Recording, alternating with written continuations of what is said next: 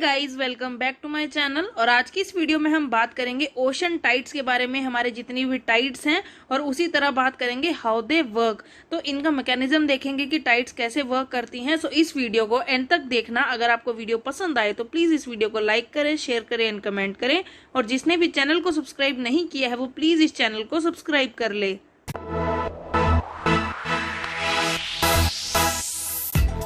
इसी के साथ वीडियो को शुरू करते हैं और सबसे पहले एक छोटी सी इंट्रोडक्शन देखते हैं हमारी इस वीडियो की। So you all know that the ocean water is never still. तो जो ओशनिक वाटर होता है वो कभी भी एक जगह पर नहीं रुकता, वो कंटिन्यू मूव करता रहता है। And there are different types of movements of ocean water under the influence of different physical characteristics. तो इस पानी को, इस ओशनिक वाटर को मूव करने के लिए बहुत सारे फैक्टर्स होते हैं जो इसको इन्फ्लुएंस करते हैं, इसकी मूवमेंट को। तो उसमें सबसे पहले आ जाता है हमारे पास टेम्परेचर, उसके बाद आता है सैलिनिटी और डेंसिटी। सो टेम्परेचर, सैलिनिटी और डेंसिटी जो है ये हमारे फिजिकल कंपोनेंट्स आते हैं। And movements of ocean water also affected by the external forces like the sun, moon and winds. तो विंड से हमारी क्या जनरेट होती हैं, ओशनिक करंट्स होती हैं। उसी तरह जो एक्सटर्नल फोर्सेज हैं, जो बाहरी हमारी फोर्सेज होती हैं, जैसे सन और मून की जो हमारी ग्रेविटेशनल पुल होता है, उसकी वजह से भी जो हमारा ओशन वाटर है वो मूव करता है। और यहाँ पर हमारी टाइड्स जो है उनकी फॉर्मेशन हमें देखने को ओशंस में मिलती है। The major movements of the ocean waters can be classified into 3 categories। की जो हमारी मेजर मूवमेंट्स होती हैं, इतने लार्ज वाटर बॉडीज होते हैं कि उनकी मूवमेंट्स भी जो है वो बहुत ज्यादा मेजर रोल प्ले करती हैं। सो उसी तरह से इनको हम 3 कैटेगरीज में डिवाइड करते हैं। फर्स्ट आ जाती है हमारे पास वेव्स, जो हमारी ओशन वेव्स होती हैं, उसके बाद ओशनिक टाइड्स, एंड लास्ट में हमारे पास आते हैं ओशन करंट्स। तो ये जो है हमारे एटमॉस्फेरिक जो हमारे टेम्परेचर होते हैं उसको भी रेगुलेट करते हैं, और ऑल ओवर अर्थ के जितने भी हमारे फिनोमिनाज हैं उनमें भी इनका कंट्रीब्यूशन जो है वो रहता है। And waves and the ocean currents are horizontal movement of ocean waters, while the tide is kind of vertical movement of the ocean water. की जो हमारी वेव्स होती हैं या फिर हमारे ओशन करंट्स होते हैं, ये ऑन सरफेस हमारी मूवमेंट्स होती हैं, हॉरिजॉन्टल मूवमेंट्स होती हैं। लेकिन जब हमारी टाइड्स जनरेट होती हैं तो यहाँ पर हमें वर्टिकल मूवमेंट देखने को मिलता है हमारे ओशन वाटर का। सो अब बात करते हैं इन 3 मेजर मूवमेंट्स की कि इनको कौन इन्फ्लुएंस करता है और इनकी डेफिनेशन क्या है। सो फर्स्ट जो हमारे पास मेजर मूवमेंट आती है वो है वेव्स, और इनको इन्फ्लुएंस करते हैं हमारे ओशन वाटर के साथ जो एक्शन होता है विंड का। कि जो ऑन सरफेस हमारी विंड ब्लो करती है वही हमारे ओशन वाटर में वेव्स क्रिएट करती है। और वेव्स की डेफिनेशन हमारे पास होती है movement of water that occurs on the surface of water और the energy that moves across surface of water. कि सरफेस पे जो हमारे पास पानी होगा उसकी मूवमेंट किससे बनेगी, हमारे विंड के एक्शन से। जो ऑन सरफेस जो हमारी एटमॉस्फेरिक प्रेशर बेल्ट्स होती हैं उसी के साथ जो हमारी विंड्स बनती हैं वो ब्लो करती हैं, और उसके साथ हमारा जो ओशन वाटर है वो भी उनके साथ मूव करता है सेम डायरेक्शन में।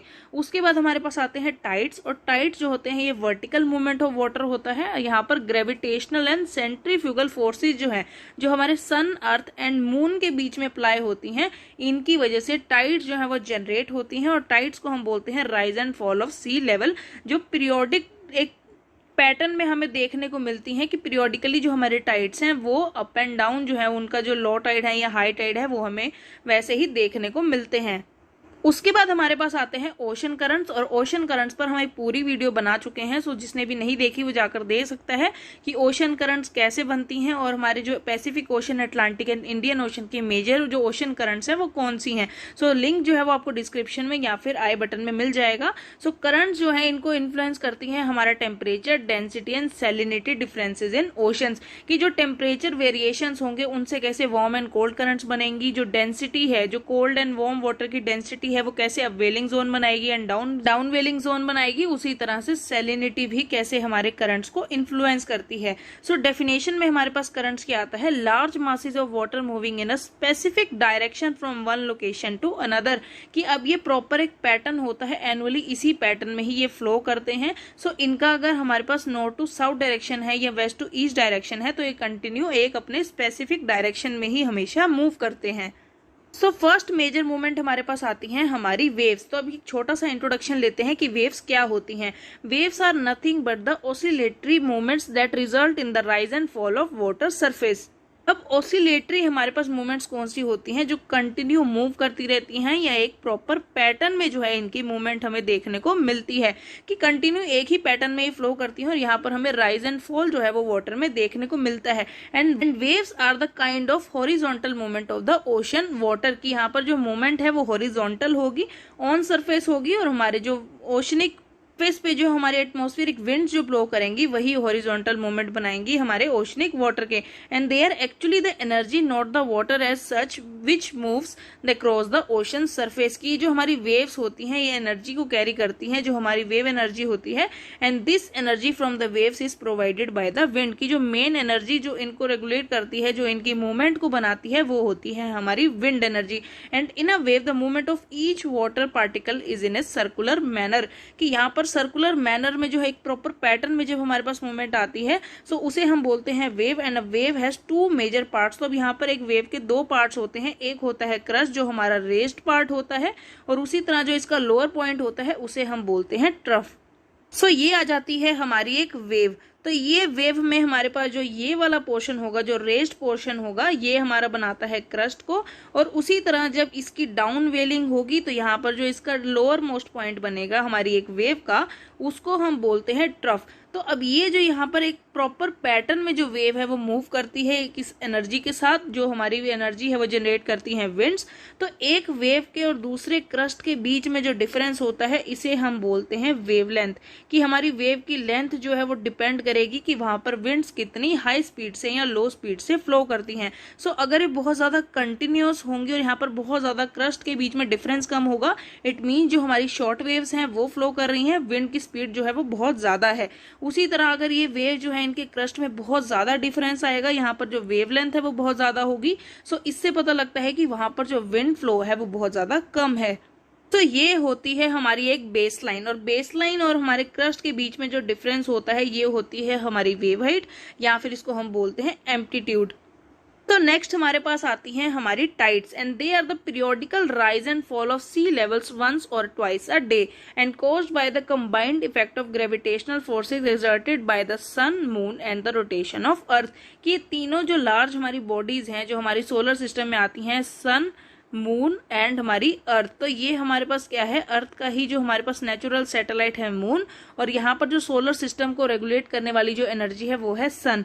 तो ये तीनों के जो हमारे पास ग्रेविटेशनल पुल आता है, जो ग्रेविटेशनल फोर्सेस आती हैं, उनकी वजह से ही हमें टाइड्स जो हैं वो देखने को मिलती हैं, और ये दिन में एक या दो बार हमें देखने को मिल सकती हैं। And there are vertical movement of water and are different from movements of ocean water caused by meteorological effects like the wind and atmospheric pressure changes, कि यहाँ पर जो मेट्रोलॉजिकल जो हमारे इफेक्ट्स होते हैं, जो हमारे टेम्परेचर वेरिएशंस होती हैं, या फिर हमारे रेनफॉल होते हैं, या फिर हमारी विंड्स एंड प्रेशर जो होता है वो भी इनकी वजह से चेंज होता रहता है, और यहाँ पर हमें वर्टिकल मूवमेंट जो वाटर की है वो भी देखने को मिलती है। एक पॉइंट जो नोट करने वाला हमारी टाइड से रिलेटेड होता है, the water movements which are caused by the meteorological effects like the said above are called surges, की यहाँ पर जो मेट्रोलॉजिकल इफेक्ट्स हमें देखने को मिलते हैं उन्हें हम बोलते हैं surges. And they are not regular like tides, की जैसे टाइड्स हमारे पास एक या दो डेली हमें देखने को मिलती हैं, जो सर्जिस होते हैं वो यहाँ पर रेगुलर नहीं होते हैं। The moon's gravitational pull to a great extent is the major cause of the occurrence of tides, कि यहाँ पर अगर हम टाइड्स की बात करें तो जो एक मेजर यहाँ पर रीजन है टाइड्स के आने का वो हमारे पास होता है हमारा मून, कि मून के साथ जो ग्रेविटेशनल पुल आता है हमारे अर्थ का, तो वो उसकी वजह से टाइड्स की फॉर्मेशन सबसे ज्यादा देखने को मिलती है। The moon's gravitational attraction is more effected on the earth than that of the sun, की सन से भी ज्यादा जो ग्रेविटेशनल पुल है वो हमारे मून की होती है टाइड्स की फॉर्मेशन में। एंड द सर्च gravitational pull and the centrifugal force due to the rotation of the earth are the other forces which act along the moon's gravitational pull. अब मून की ग्रेविटेशनल पुल के साथ इनको बहुत सारे और भी इनके जो फोर्सेज हैं वो अप्लाई होते हैं, जैसे कि हमारे सन का ग्रेविटेशनल पुल, और साथ ही साथ जो सेंट्रीफ्यूगल फोर्स है जो हमारे अर्थ की रोटेशन की वजह से जनरेट होती है, वो भी हमारे टाइड्स की फॉर्मेशन में हेल्प करती है। हमारे अर्थ पर जितना भी वाटर है, जितने भी हमारे वाटर बॉडीज हैं, यहाँ पर क्या होता है, जब हमारा मून एंड सन जो है वो इकट्ठा अपना ग्रेविटेशनल पुल लगाते हैं, तो जो हमारा वाटर है वो इनकी तरफ अट्रैक्ट होता है, जिसकी वजह से टाइडल बल्ज जो है वो हमें देखने को मिलता है, और ये बनता है हमारे ग्रेविटेशनल फोर्सेस की वजह से। उसी तरह से जब हमारी अर्थ रोटेट करती है तो यहाँ पर इसकी रोटेशन की वजह से इसके पाथ पर जो मून एंड सन है उसका ग्रेविटेशनल पुल लगता है, और सेंट्रीफ्यूगल फोर्स जब दोनों मिलकर काम करते हैं तो यहाँ पर भी टाइडल बल्जिस जो है वो बल्जिस हमें देखने को मिलते हैं। और यहाँ पर क्या होगा, जब ग्रेविटेशनल एंड सेंट्रीफ्यूगल फोर्सेस जब मिलकर काम करेंगे तो यहाँ पर अर्थ के दोनों साइड हमें जो बल्जिस हैं, टाइडल बल्जिस, वो देखने को मिलेंगे। अभी तक की सबसे हाईएस्ट टाइड जो है वर्ल्ड में वो देखने को मिली हमें बे ऑफ फंडी इन कनाडा। तो नोवा स्कॉटिया और हमारे बार हार्बर के पास जो ये एरिया है, जो यहाँ पर हमारे पास बे है, बे ऑफ फंडी, यहाँ पर कनाडा में हमें अभी तक की हाईएस्ट टाइड जो पूरे वर्ल्ड में है वो देखने को मिली। And the tide is channelled between islands and और into bays and estuaries, they were formed as tidal currents. तो यहाँ पर जब एक नैरो चैनल में जब ये मूव करती हैं हमारी टाइड्स, तो इनको हम बोलते हैं tidal currents. And the regular interval between two high and two low tides is 12 hours and 26 minutes। अब बात करते हैं टाइम ऑफ टाइड्स की, कितने टाइम के बाद हमें टाइड्स जो है वो देखने को मिलती हैं। On an average every place experiences tides twice a day, की हर एक एरिया जो हमारे अर्थ पर आता है उसे 2 बार टाइड्स जो है वो देखने को मिलती हैं। And since the earth completes its rotation in 24 hours, every place should experience tide after 12 hours। की यहाँ पर जब हमारी अर्थ रोटेट करती है तो हाफ पोर्शन जो होता है उसमें डे होता है, और हाफ जो हमारा हेमिस्फेयर होता है उसमें हमारी नाइट होती है। सो उस हिसाब से 12 hours के बाद हमें जो एक एरिया है उसको टाइड्स एक्सपीरियंस करनी चाहिए। लेकिन ईच डे क्या होता है, जो हमारी टाइड्स होती हैं वो 26 मिनट से डिले होती हैं, because the moon also rotates on its axis while revolving around the earth.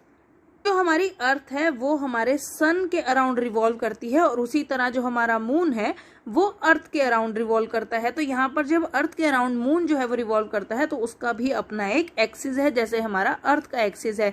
सो इसी एक्सिस की वजह से क्या होता है, since the earth rotates from west to east and tide centre shift towards west, कि वेस्टवर्ड साइड में जब हमारा जो एक्सिस है, जो टाइड का सेंटर है वो शिफ्ट हो जाता है, उसकी वजह से क्या होता है, when the tide centre completes one round, कि अपने ही एक जो सेंटर होता है टाइड का उसी पर ही जब वहां पर रोटेशन जो होती है, so the moons position is ahead of the tide center by the time because of the moon also revolves around the earth, कि टाइड के सेंटर के साथ जो मून की पोजीशन होती है वो भी उससे आगे निकल जाती है, क्योंकि यहाँ पर क्या होता है, जो अर्थ का साइज है वो मून के कंपैरेटिवली ज्यादा बड़ा है।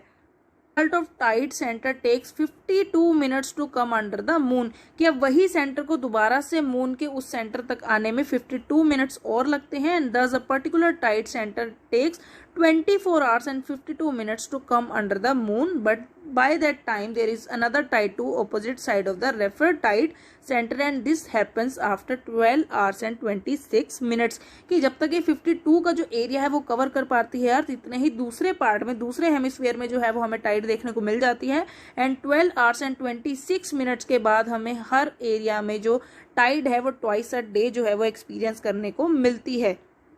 बात करते हैं टाइप्स ऑफ टाइड्स की, कितने टाइप की टाइड्स होती हैं और किन बेसिस पे हम इन्हें डिवाइड कर सकते हैं। सो फर्स्ट आता है tides based on the frequency, कि उनकी फ्रीक्वेंसी कितनी है, कितनी फ्रीक्वेंटली वो हमें देखने को मिलती है। सबसे पहली आ जाती है सेमी डायurnal टाइड। तो ये जो टाइड होती है मोस्ट कॉमन टाइडल पैटर्न में हमें देखने को मिलती है, जहां पर 2 high tides and 2 low tides each day, की डेली हमें 2 हाई एंड 2 लो टाइड्स जो है वो देखने को मिलती हैं। सो ये हमारे पास आती है हमारी सेमी डायurnal जो टाइड्स हैं, यहाँ पर 2 हमें हाई टाइड्स एंड 2 यहाँ पर हमारी लो टाइड्स जो है वो देखने को मिलती हैं।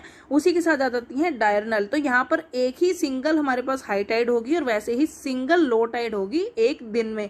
सो ये जो है हमारी एक हाई टाइड है, उसी के साथ जो हमारी दूसरी टाइड है वो हमारी लो टाइड है।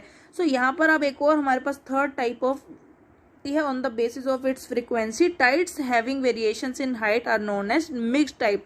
तो थर्ड टाइप जो है वो आती है मिक्स्ड टाइड्स, और they are generally occur along the west coast of North America.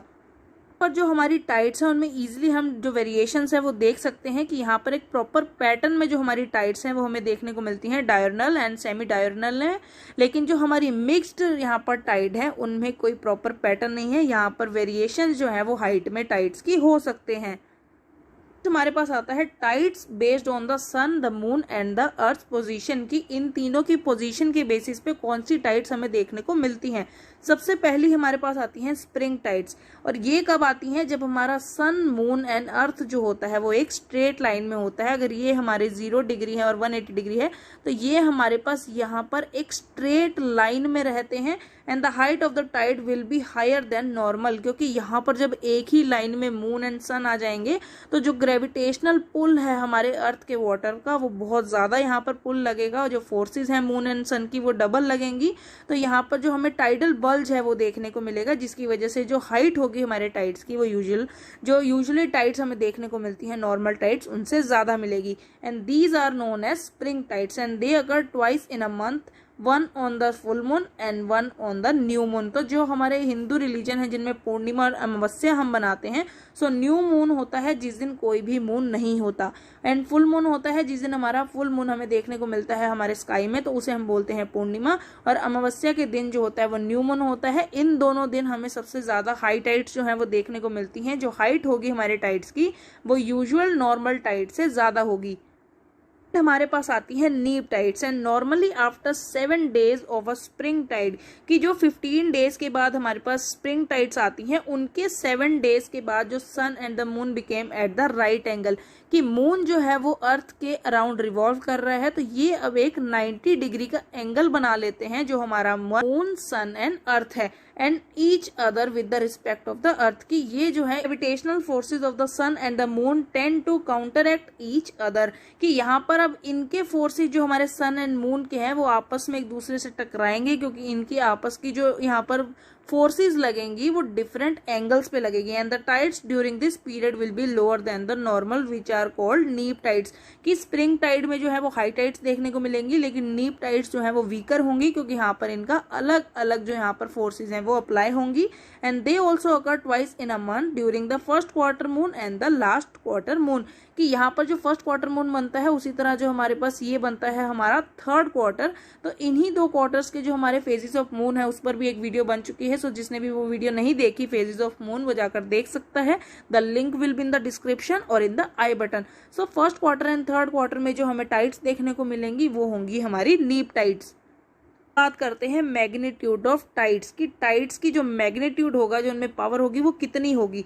So first हमारे पास उसमें आता है पेरिजी, एंड पेरिजी क्या होता है, जब जो हमारा मून है वो अर्थ के बहुत ज्यादा क्लोज होता है। उसी तरह दूसरी जो मून की पोजीशन होती है उसे हम बोलते हैं एपोजी, और एपोजी में क्या होगा, जो मून है वो अर्थ से उतना ही दूर होगा।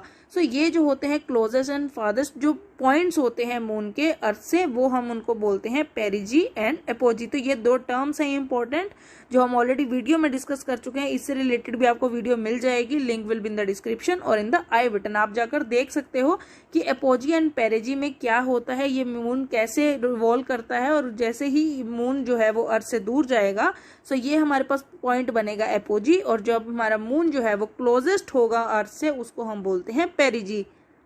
Moon's orbit is closest to the earth, it is called perigee, and during this period unusually high and low tide occur, कि अब यहाँ पर मून जब अर्थ के इतने पास होगा तो यहाँ पर सबसे ज्यादा जो ग्रेविटेशनल पुल है मून और अर्थ के बीच में वो देखने को मिलेगा, जिसकी वजह से यूजुअली हमें हाई टाइड्स देखने को मिलती हैं, और उसी के साथ लो टाइड्स भी यहाँ पर फॉर्म होती हैं। और जो एपोजी हमारा पोजीशन है, जो मून है वो अर्थ से दूर होगा, तो यहाँ पर क्या होगा, tidal ranges will be much less than the average during this period, की यहाँ पर अब मून जो है वो अर्थ से दूर चला जाएगा तो उसका ग्रेविटेशनल पुल, जो उसकी फोर्सेस हैं वो भी कम हो जाएंगी, जिसकी वजह से हमें जो लो टाइड्स हैं वो देखने को मिलेंगे, और यहाँ पर जो मैग्नीट्यूड होगा वो टाइड्स का वो भी कम हो जाएगा। मैग्नीट्यूड ऑफ टाइड्स आता है वो आता है in the context of sun and earth, की अर्थ और सन के बीच में जो डिस्टेंस है वो भी कम या ज्यादा होता है, क्योंकि अर्थ का जो ऑर्बिट है इस पर रेवोल्यूशन के टाइम 365 डेज में जो अर्थ है वो अर्थ पर सन से बहुत ज्यादा दूर और बहुत ज्यादा पास आती है। जो हमारे पास जो सबसे दूर वाला जो हमारे पास फारदेस्ट पॉइंट होता है उसे हम बोलते हैं एफिलियन, एंड जो हमारे पास जो क्लोजेस्ट पॉइंट होता है अर्थ का सन से उसे हम बोलते हैं पेरीहिलियन। तो पेरीहिलियन में क्या होता है, it is a position where earth is closest to the sun. तो अब सन के क्लोज होगी तो यहाँ पर यूजुअली हमें हाई एंड लो टाइड्स देखने को मिलेंगी, क्योंकि यहाँ पर जो ग्रेविटेशनल पुल है between earth and sun will be more. हमारे पास एफिलियन है, यहाँ पर क्या होगा, जो पोजीशन है अर्थ की वो सन से बहुत ज्यादा दूर है, जो आती है हमारी जुलाई में। तो यहाँ पर क्या होगा, जब इतनी दूर से जब यहाँ पर ग्रेविटेशनल पुल होगा, वो इतना ज्यादा फोर्स जो है वो अर्थ पर अप्लाई नहीं कर पाएगा, जिसकी वजह से जो टाइडल रेंज है वो बहुत ज्यादा कम होगी टू द पेरीहिलियन, क्योंकि पेरीहिलियन में क्लोजेस्ट होगा तो यहाँ पर जो ग्रेविटेशनल पुल है वो ज्यादा होगा, और उसी तरह एफिलियन में जब ये दूर हो जाएगा तो इसका ग्रेविटेशनल पुल भी जो है वो वीक पड़ जाएगा। बस इतना ही। अगर आपको वीडियो पसंद आई हो तो प्लीज इस वीडियो को लाइक करें, शेयर करें एंड कमेंट करें, और जिसने भी चैनल को सब्सक्राइब नहीं किया है वो प्लीज इस चैनल को सब्सक्राइब कर ले।